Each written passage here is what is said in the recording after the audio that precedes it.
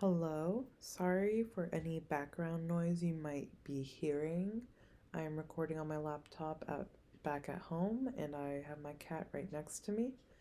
But I just want to walk through with you really quick what I expect for this classwork assignment. So, if you go into Schoology to the Fabric Art folder, right here is the Google Arts and Culture Art Palette Day. That's what we will be doing in class.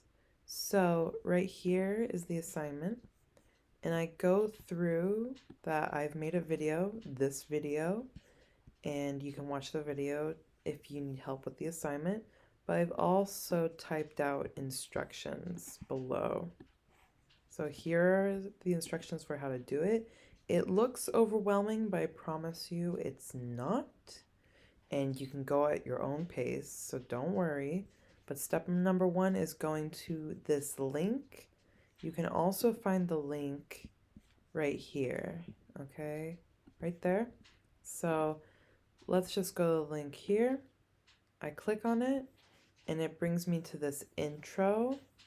You don't have to skip it, you can if you want, but it just kind of covers what the purpose of the website is, how they created it.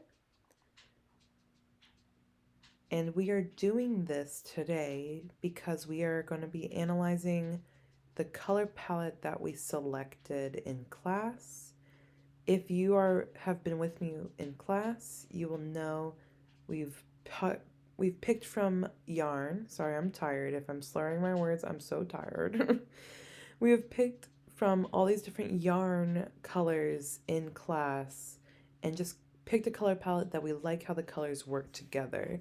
This website allows you to create a color palette, which is pretty cool to me, and you get to look at all these other artworks that share in that color palette. So when I loaded the site, it just gave me this random palette.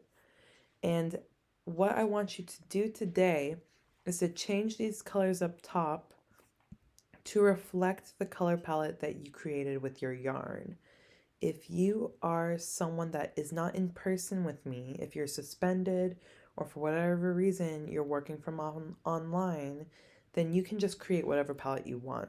But for those in-person students, please pick colors from the colors that reflect your yarn. Does that make sense? So you have 4 to 6 colors of yarn that you picked, and please try to create colors that reflect your yarn colors.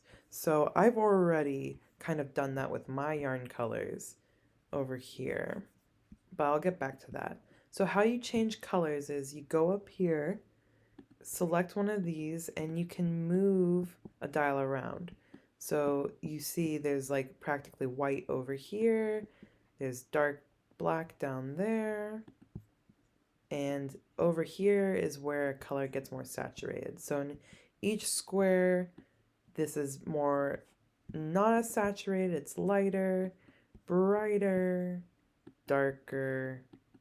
You'll get the hang of it. And then up here on this bar, you can click to change the color entirely. So more of a purple, blue, blah, blah, blah.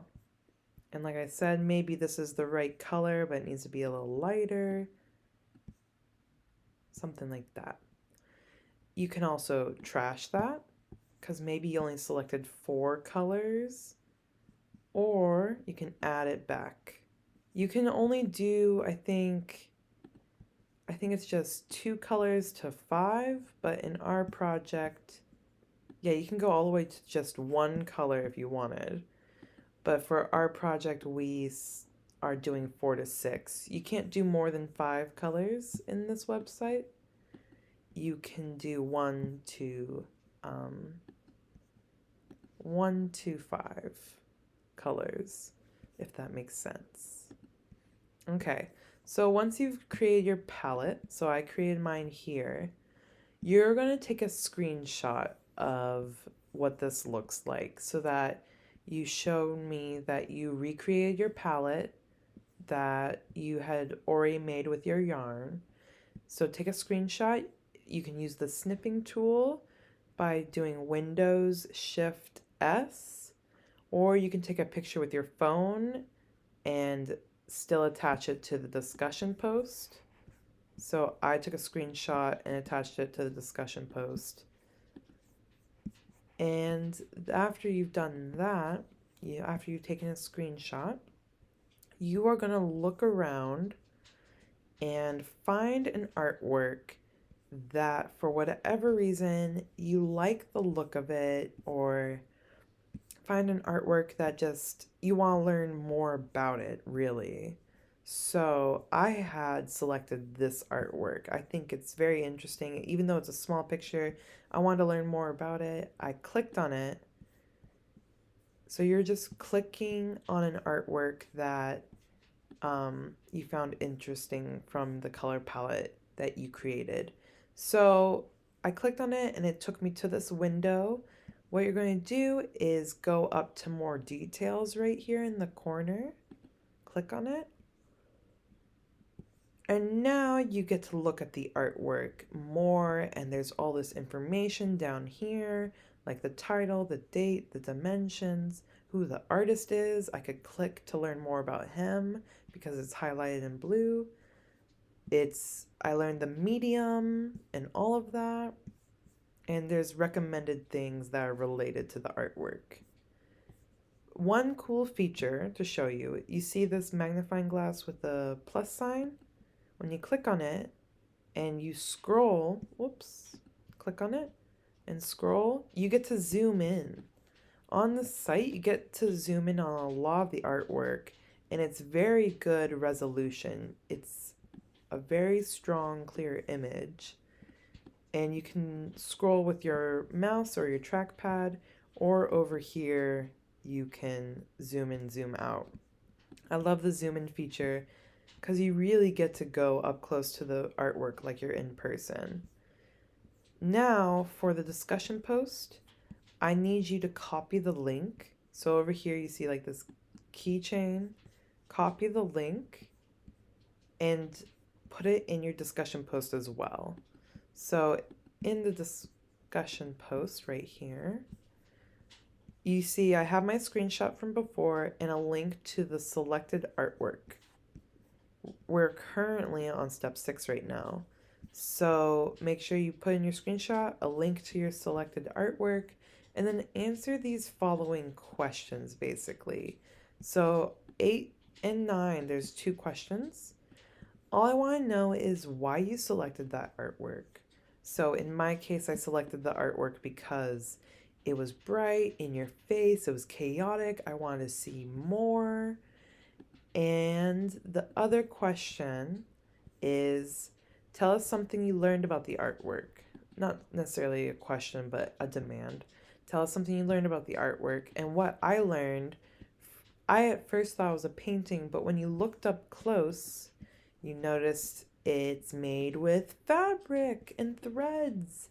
And I'm a fabric artist and I love learning that stuff. I love learning more about fabric artists. So I had never heard of this artist before. I learned about him, and I learned that this artwork is it actually a tapestry? So that was something exciting for me.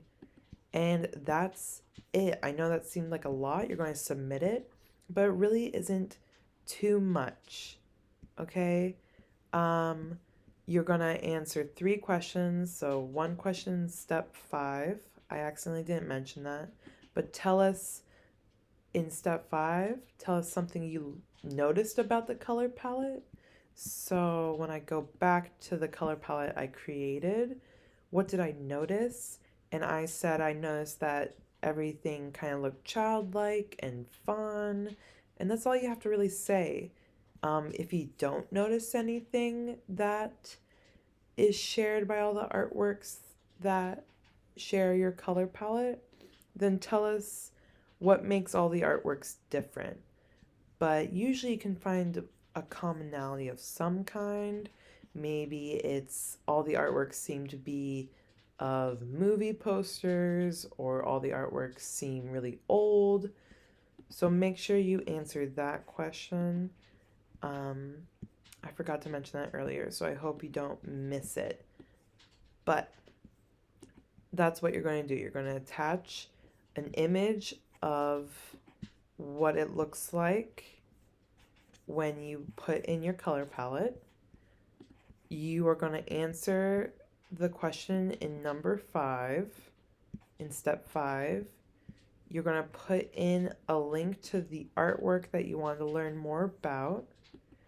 You are going to tell us why you selected that artwork and tell us something you learned about that artwork, okay? I know it seems like a lot. I'm here to help. And here is an example in Schoology in case you get lost. And this video is here to help you as well.